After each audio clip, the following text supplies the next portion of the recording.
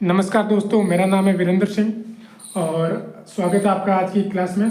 सबसे पहले तो आज अपन वैसे तो आज हमारी पहली क्लास है। आज हम सामान्य विज्ञान पढ़ने वाले हैं, ठीक है। और सामान्य विज्ञान पढ़ने से पहले अपन थोड़ी सी इसके बारे में जानकारी ले लेते हैं कि ये और कौन कौन से एग्जाम के लिए इम्पोर्टेंट है और किस तरीके से आएगी, हमें क्या क्या पढ़ना है, ठीक है। और सबसे पहले मैं आपको ये बता देता हूँ कि आप इन क्लासों से लगातार लाइव जुड़ते रहिएगा, ठीक है। लाइव नहीं मतलब क्लासों में जुड़ते रहिएगा और इन क्लासों के अलावा आपको और कुछ भी पढ़ने की ज़रूरत नहीं होगी। ये मैं आपको लिख कर दे सकता हूँ, आश्वासन दे सकता हूँ कि आपको इन क्लासों के अलावा और कहीं पर भी कुछ भी पढ़ने की ज़रूरत नहीं है। आपको एग्ज़ाम क्रैक करने के लिए ये काफ़ी है, ठीक है। इसके अलावा आपको और कहीं भी कोई भी बुक्स खरीदने की ज़रूरत नहीं है, सिर्फ आपको ये पढ़ना है। बस आपको लगातार क्लासें लेनी पड़ेगी, इसके अलावा और कुछ नहीं, ठीक है। और मैं लगातार यहाँ पर लिख लिख के आपको समझाऊंगा, तो आप यहाँ से नोट्स भी ले सकते हो, ठीक है। पूरा एकदम लिख ले बोल बोल के तो मैं आपको नहीं लिखा सकता क्योंकि वीडियो काफ़ी लंबा हो जाएगा यूट्यूब पे। और लेकिन मैं लिखूंगा तो आप साथ साथ में लिख सकते हैं या फिर आप वीडियो को पॉज करके भी अपने साथ साथ नोट्स बना सकते हैं। लेकिन मैं लिखूंगा सारी चीज़ें, ठीक है। थोड़ा सा शॉर्ट फॉर्म में लिख सकता हूँ लेकिन लिखूंगा सारी चीज़ें। आपको भी वैसे नोट्स शॉर्ट फॉर्म में ही बनाने चाहिए, ज़्यादा लंबी लंबी चीज़ें लिखने की कोई ज़रूरत नहीं है। अपन को एग्जाम क्रैक करना है, ठीक है। तो एग्जाम पॉइंट ऑफ व्यू से हमें सिर्फ इंपॉर्टेंट बातें लिखनी है जो एग्जाम में पूछी जाती है और हमें वही चाहिए और कुछ नहीं चाहिए। हमें यहाँ पे कोई पीएचडी करने की ज़रूरत नहीं है। तो सबसे पहले तो मैं आपको बता देता हूँ कि यहाँ पर अपने मेन जो बड़े बड़े एग्जाम आजकल राजस्थान में आने वाले हैं, राजस्थान में अभी भर्तियों की बारिश चल रही है। जैसे बारिश चल रही है वैसे भर्तियों की भी बारिश चल रही है, ठीक है। एक तो चतुर्थ श्रेणी कर्मचारी सबसे बड़ी भर्ती, लगभग 53,000 पोस्ट है इसमें, ठीक है। वीडियो की लगभग 850 पोस्ट के आसपास है, ठीक है। और एक पटवारी, ये सबसे 3 इंपॉर्टेंट भर्ती आ रही है। इसके अलावा अभी एक एसआई की भी विज्ञप्ति निकल चुकी है, उसकी भी लगभग 1050 पोस्ट के आसपास है। मुझे एग्जैक्ट नहीं पता लेकिन लगभग इतनी पोस्ट है, ठीक है। तो ये जो अपन सब्जेक्ट पढ़ने वाले हैं सामान्य विज्ञान, ये एक ऐसा सब्जेक्ट है जो इन चारों एग्जाम्स में काम आने वाला है। इन 4 में ही नहीं, बाकी आने वाले जो भी एग्जाम होते हैं सब में लगभग ये सब्जेक्ट पूछा जाता है, ठीक है। तो आपको ये सब लगातार क्लासें लेनी है और आपको साथ साथ में नोट्स बनाते रहना है। इसके अलावा आपको कुछ भी नहीं पढ़ना है। तो सबसे पहले देख लेते हैं। देखो, चतुर्थ श्रेणी कर्मचारी में भी पूछा जाता है, वीडियो में भी पूछा जाता है, पटवारी में भी पूछा जाता है और एसआई में भी आएगा, ठीक है। तो अपन वो सारी चीज़ें पढ़ेंगे जो इनमें पूछी जाती है। एक बात इसमें अपन देख लेते हैं, इसमें लिखा हुआ है सामान्य विज्ञान। अब सामान्य विज्ञान का मतलब क्या होता है कि इसमें अपन को फिजिक्स ऐसे भी लिखा हुआ है, कोर्स का जो भी सिलेबस आता है उसमें ऐसे भी लिखा हुआ है कि फिजिक्स आएगी या केमिस्ट्री आएगी या बायो आएगी, ऐसा कुछ नहीं लिखा हुआ है। हमें क्या लिखा हुआ होता है कि ऐसी चीज़ें जो सामान्य जीवन में काम आती है, ठीक है। फिजिक्स, केमिस्ट्री, बायोलॉजी से संबंधित ऐसी चीज़ें जो हमारे दैनिक जीवन में काम आती है और इसके अलावा जो भी तकनीकी ज्ञान है वो पूछा जाता है, ठीक है। तो अपन वो चीज़ें पढ़ेंगे जो सामान्य जीवन में काम आती है। बहुत ज़्यादा डीप में नहीं जाएंगे, जो पूछी भी नहीं जाती है और हमें इसमें ज़्यादा डीप जाने की ज़रूरत भी नहीं है। हमें यहाँ पर कोई पीएचडी तो करनी है नहीं, ठीक है। तो अपन बेसिक बेसिक चीज़ें पढ़ेंगे और उन्हीं में से ही सवाल आते हैं। तो सबसे पहले जो अपन आज सामान्य विज्ञान शुरू करने जा रहे हैं, इसमें आज अपना पहला जो टॉपिक रहेगा, ठीक है, वो रहेगा सेल, मतलब कोशिका। पहला टॉपिक क्या रहेगा अपना? कोशिका, ठीक है। और कोशिका को अपन किस तरीके से पढ़ेंगे? कोशिका में तो कोशिका क्या होती है, सबसे पहले इसकी परिभाषा देख लेते हैं, ठीक है। जीवों के शरीर की संरचनात्मक, जीवों के शरीर की संरचनात्मक और क्रियात्मक इकाई कोशिका कहलाती है। क्या कहलाती है? कोशिका। तो जीवों के शरीर की संरचनात्मक और क्रियात्मक इकाई क्या कहलाती है? कोशिका कहलाती है। जीवों का सबसे छोटा भाग क्या होता है? कोशिका होती है, ठीक है। और कोशिका से क्या बनती है? जीव बनता है। तो सबसे पहले जीव क्या होती है, कोशिका क्या होती है? संरचनात्मक, जो अपने काम करती है, अपने शरीर में जो भी काम करती है, छोटा से छोटा काम, वो क्या करती है? संरचनात्मक और क्रियात्मक, ठीक है। हमारा शरीर जो बनाती है उसकी जो संरचना होती है वो किससे बनती है? कोशिका से बनती है। और जो हमारा शरीर काम करता है वो भी किसके आधार पर करता है? कोशिका के आधार पर करता है। अब कोशिका से शरीर कैसे बनता है वो देख लेते हैं, ठीक है। तो कोशिका से शरीर, सबसे पहले देखो, मानो एक कोशिका है, ठीक है। और कोशिका का जब क्या हो जाएगा? समूह बन जाएगा, बहुत सारी कोशिका मिलकर समूह बनाएगी तो क्या हो जाएगा? उत्तक बन जाएगा। क्या बन जाएगा? उत्तक। सेल, सेल से क्या बना? टिश्यू, ठीक है। और उत्तकों का समूह क्या कहलाएगा? उत्तकों का समूह कहलाता है अंग। ठीक है, अंग को क्या बोलते हैं? ऑर्गन। अंगों का समूह तंत्र, ठीक है, सिस्टम। और तंत्रों का समूह क्या कहलाएगा? तंत्रों का समूह अपना कहलाएगा बॉडी, शरीर। ठीक है, तो कोशिका क्या होती है आपस देख लेते हैं। जीवों के शरीर की संरचनात्मक और क्रियात्मक इकाई कोशिका कहलाती है। कोशिकाओं के समूह से उत्तक बनते हैं, उत्तक के समूह से अंग बनते हैं, अंगों से तंत्र, तंत्र से शरीर। तंत्र का मतलब क्या होता है? जो भी तंत्र हमारे शरीर में होते हैं, जैसे पाचन तंत्र हो गया, श्वसन तंत्र हो गया, उत्सर्जन तंत्र हो गया, जनन तंत्र हो गया, रक्त परिसंचरण तंत्र हो गया, ये सारे अपने होते हैं तंत्र। और यही तंत्र सारे मिलकर क्या बनाते हैं? शरीर बनाते हैं। ठीक है, तो ये अपने हो गई कोशिका की बेसिक सी जानकारी। अब अपन कोशिका के बारे में थोड़ा और डीप पढ़ेंगे। ठीक है, तो जैसे कोशिका है, देखो आपको अगर इसमें कुछ समझ में नहीं आ रहा है या कोई राइटिंग जो मैं लिख रहा हूँ समझ में नहीं आ रही है तो आप कमेंट कर सकते हैं। मैं उसको थोड़ा और सुधारने की कोशिश करूँगा, इम्प्रूवमेंट करूँगा अगली वीडियो में। और आपको अगर सही तरीके से नोट चाहिए तो आप मेरे से इंस्टाग्राम हैंडल पर भी आप मैसेज कर सकते हैं। मेरा इंस्टाग्राम हैंडल है वीरेंद्र सिंह.26।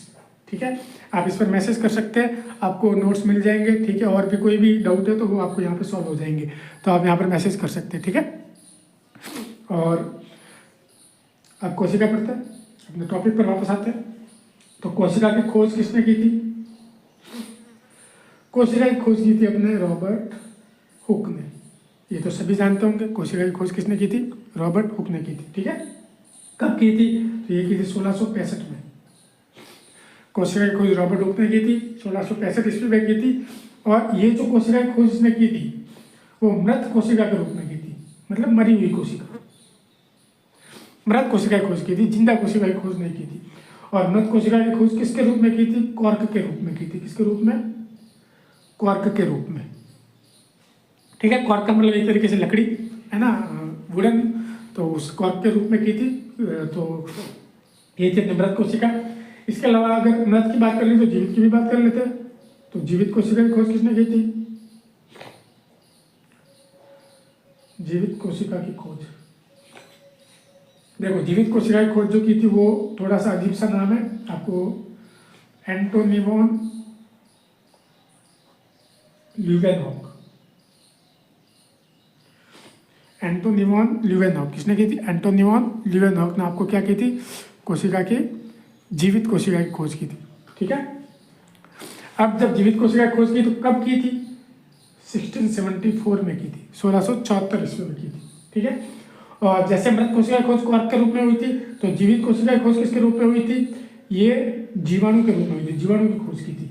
ठीक है, तो जीवाणु की खोज की मतलब किसकी खोज की? जीवाणु क्या होती है? कोशिका से मिलकर बने होते हैं, तो जीवाणु ने कोशिका की खोज की थी, जीवाणु की खोज। ठीक है, जीवित कोशिका की खोज एंटोनिन ल्यूवेनहॉक ने 1674 में जीवाणु की खोज की, जीवाणु के रूप में खोज की थी। ठीक है, जीवाणु की खोज की थी तो वो जीवित कोशिका की खोज हो गई थी।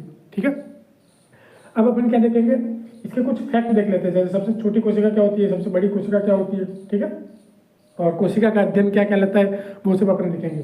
तो जैसे सबसे पहले अपन देख लेते हैं जो कोशिका होता है, कोशिका के बारे में जो भी रिसर्च होती है ना, कोशिका का जो भी अध्ययन करते हैं अपन, उसका नाम होता है साइटोलॉजी। क्या नाम होता है? साइटोलॉजी। कोशिका का अध्ययन कहलाता है साइटोलॉजी। ठीक है, और साइटोलॉजी के जनक या पिता किसको कहते हैं?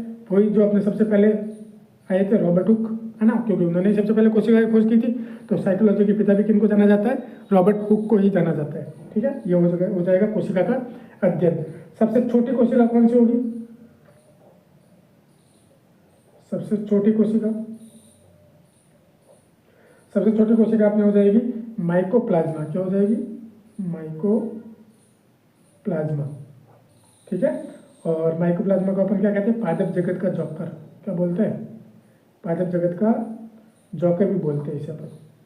आया समझ में? ठीक है, तो माइकोप्लाज्मा अपनी सबसे छोटी कोशिका है और इसको अपन क्या बोलते हैं? पादप जगत का जॉकर। सबसे बड़ी कोशिका, सबसे बड़ी कोशिका तो मुझे लगता है आपको भी पता होगा, बहुत बार आपने पढ़ा है। ठीक है, छोटी क्लास में पढ़ा होगा। एक अंडा होता है, कौन सा अंडा होता है? चतुर्मुर्ग का अंडा कौन सा होता है? चतुर्मुर्ग का अंडा, ठीक है। ऑस्ट्रिच बोलते हैं चतुर्मुर्ग को इंग्लिश में OSTRICH, ऑस्ट्रिच का अंडा होता है, ठीक है। तो सबसे कोशिका का अध्ययन कहलाता है साइकोलॉजी, इनके पिता कहलाते हैं रॉबर्ट हुक। सबसे छोटी कोशिका माइकोप्लाज्मा, इसे क्या कहते हैं? मानव जगत का जोकर। और सबसे बड़ी कोशिका चतुर्मुर्ग का अंडा, ठीक है। अब देखो शरीर जो होते हैं वो अपन दो तरीके के शरीर में अपन इन कोशिका को पढ़ने वाले हैं। एक तो जैसे अपन कौन है? मानव, तो मानव शरीर में पढ़ेंगे, ठीक है। और एक अपन पढ़ेंगे पादप शरीर। कौन सा शरीर? पादप शरीर। एक तो मानव शरीर की कोशिका पढ़नी है, एक पढ़नी है पादप शरीर की कोशिका, ठीक है। मतलब पेड़ पौधों में और अपने इंसानों में। तो मानव में देखो जो सबसे बड़ी कोशिका जो होती है, सबसे बड़ी कोशिका वो कौन सी होती है? शुक्राणु, ठीक है। सबसे बड़ी कोशिका सबसे बड़ी कोशिका कौन सी होती है? अंडाणु, ठीक है। सबसे बड़ी कोशिका अंडाणु होती है, जिसे इंग्लिश में बोलते हैं ओवम, ठीक है। और सबसे छोटी कोशिका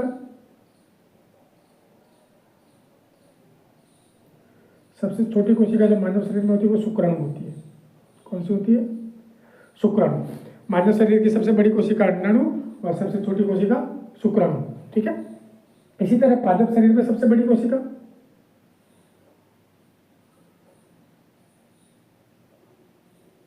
होती है एसिटाबुलेरिया। क्या नाम होगा?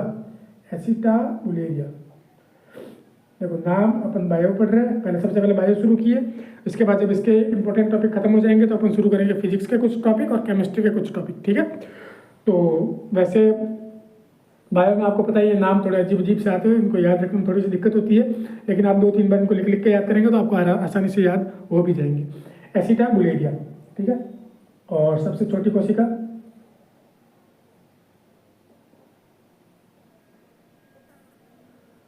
माइक्रोसिस। क्या होती है?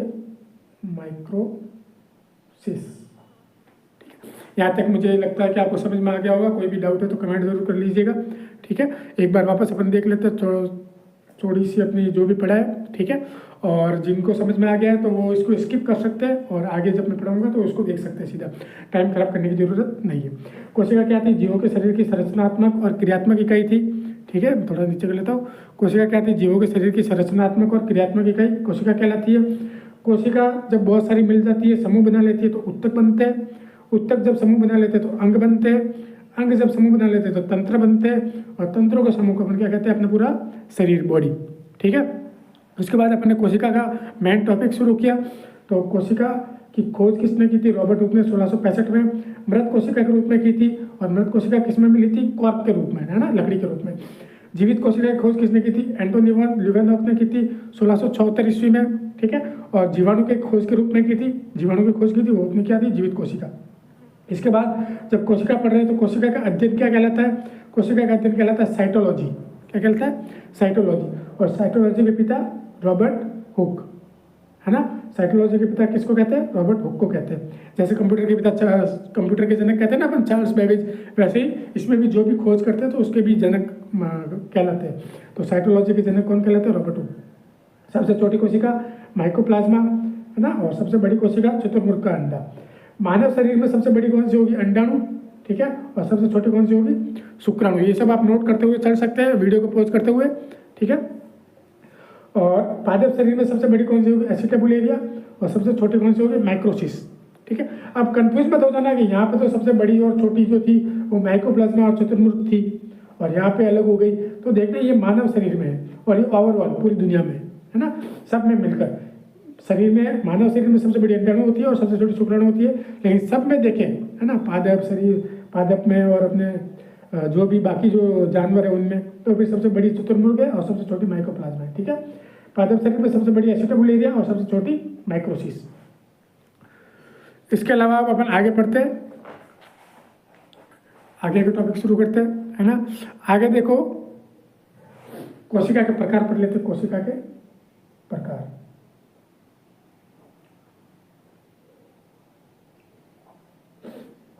अगर थोड़ा धीमा चल रहा है वीडियो तो आप 1.5x पे भी देख सकते हैं, ठीक है, अपने जो भी सुविधा अनुसार स्पीड कम ज़्यादा कर सकते हैं। ठीक है, कोशिका के प्रकार कौन से होते हैं? कोशिका मुख्यतः दो प्रकार की होती है। कितने प्रकार की होती है? दो प्रकार की होती है। एक होती है प्रोकैरियोटिक और एक होती है अपनी यूकैरियोटिक।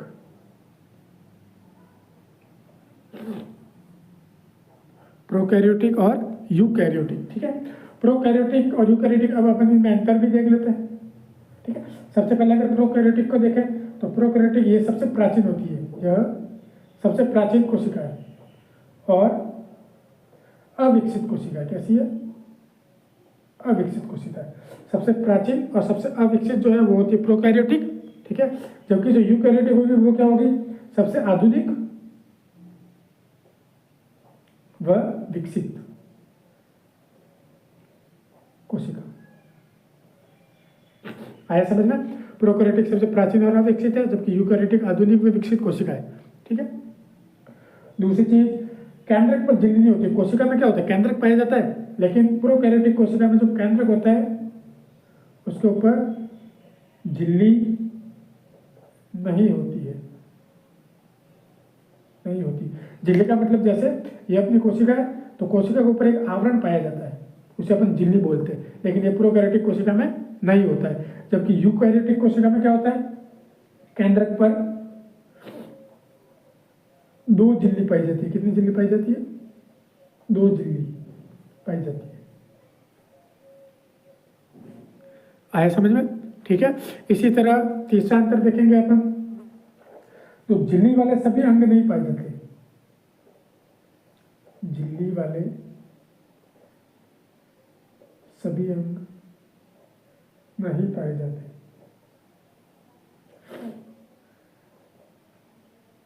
ठीक है, जबकि इसमें क्या हो जाएगा? तीसरा पॉइंट, सभी झिल्ली वाले सभी अंग पाए जाते हैं। सभी अंग पाए जाते हैं। ठीक है, झिल्ली, जिस पर भी झिल्ली होगी वो झिल्ली वाला अंग इसमें नहीं होंगे, जबकि इसमें होंगे। ये नदी नहीं है। ठीक है, नहीं पाए जाते। इसके अलावा एक चौथा, एक लास्ट, एक और डिफरेंस देख लेते हैं। इसमें 70S राइबोसोम पाया जाता है। क्या पाया जाता है? 70S ribosome.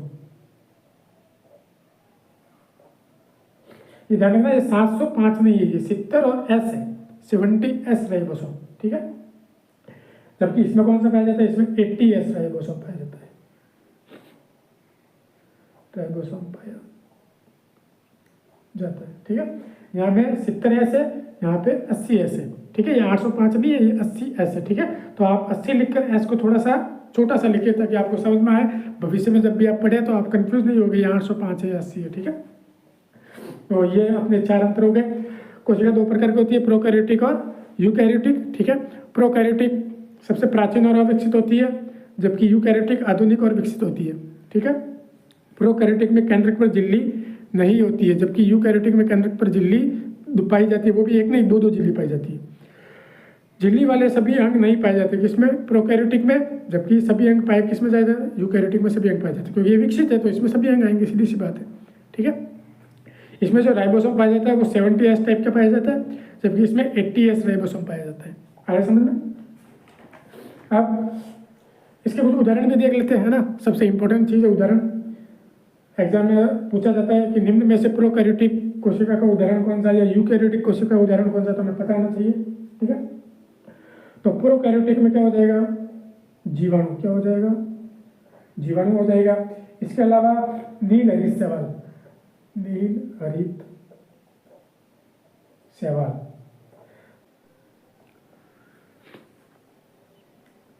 इसके उदाहरण देख लेते हैं। देखो, प्रोकैरियोटिक के तो उदाहरण क्या है? जीवाणु, नील हरित शैवाल। ठीक है, एक और लिख दो, माइकोप्लाज्मा। माइकोप्लाज्मा। ठीक है, जबकि अगर प्रोकैरियोटिक हो गए, यूकैरियोटिक के अगर अपन उदाहरण देखें तो इसमें जंतु और पादप हो जाएंगे। क्या हो जाएंगे? जंतु और पादप। ठीक है, प्रोकैरियोटिक के उदाहरण तो हो गए अपने जीवाणु, नील हरित शैवाल और माइकोप्लाज्मा, और यूकैरियोटिक के हो गए जंतु और पादप। ठीक है, इसके अलावा अब आगे देखेंगे कोशिका का सिद्धांत। क्या देखेंगे? कोशिका का सिद्धांत।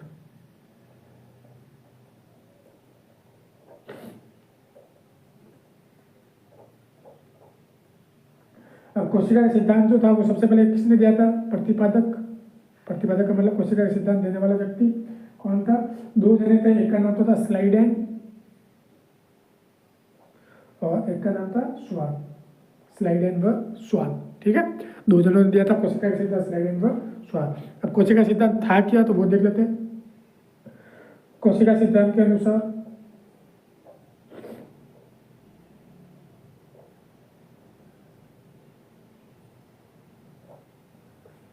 सबसे पहले तो क्या हो जाएगा? ठीक है, कोशिका जीवों के शरीर की आधारभूत इकाई होती है। क्या होती है? आधारभूत इकाई होती है। कोशिका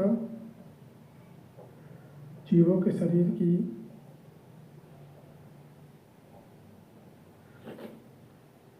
आधारभूत इकाई होती है।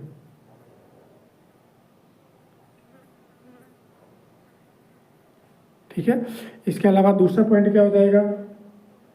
कोशिका जीवों की संरचनात्मक, जो अपन ने सबसे पहले कोशिका की परिभाषा पढ़ी थी वही है कि ये क्या होती है? संरचनात्मक और क्रियात्मक इकाई होती है।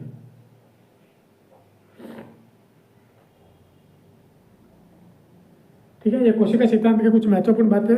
सबसे पहले तो क्या होता है? कोशिका जीवों के शरीर की आधारभूत इकाई होती है, और दूसरा हो जाएगा संरचनात्मक और क्रियात्मक इकाई होती है। तीसरा पॉइंट देखते हैं, कोशिका में जीवों का आनुवंशिक पदार्थ पाया जाता है। क्या पाया जाता है?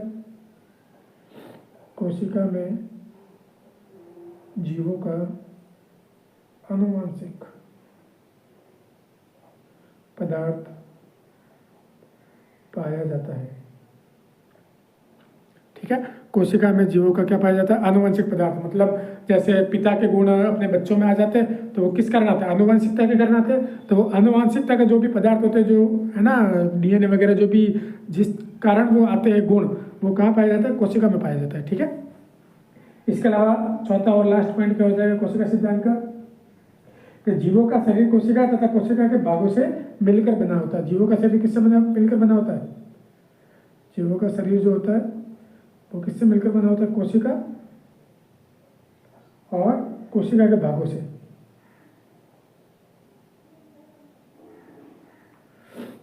कोशिका भागों से बना होता है, से मिलकर बना होता है। लिख लेते हैं, मिलकर बना होता है। ठीक है, तो ये अपना हो गया कोशिका का सिद्धांत। ठीक है, अगला अपन देखेंगे, ये तो पहले जो सबसे पहले जो कोशिका सिद्धांत दिया गया था वो वाला सिद्धांत है। इसके बाद जैसे जैसे साइंस ने आगे तरक्की की है वैसे वैसे सिद्धांत भी नए आते जाएंगे, सीधी सी बात है। तो जो आधुनिक सिद्धांत है कोशिका का, आधुनिक सिद्धांत,